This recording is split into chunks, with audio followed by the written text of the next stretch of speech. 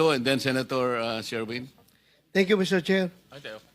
Unang-una, I would like to thank the Diskaya couple for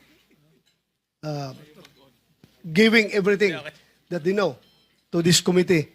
I just would like to advise the Diskaya couple, Mr. Chair, na kung meron mang bulletproof yung sasakyan ninyo na yung magaganda sasakyan, gamitin na ninyo. Sa dami na pagbaba sasakyan ninyo yan, ngayon ano? dito, gamitin ninyo. Because I'm very much concerned sa iyong security dahil sa bibigat ng mga pinagsasabi nyo dito, hindi niyo alam, kahit na yung congressman na binanggit niyo, walang interes sa buhay nyo.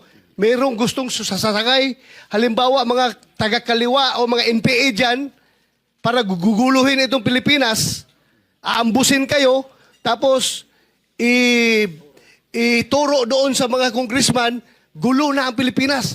Baka magiging Indonesia tayo nito.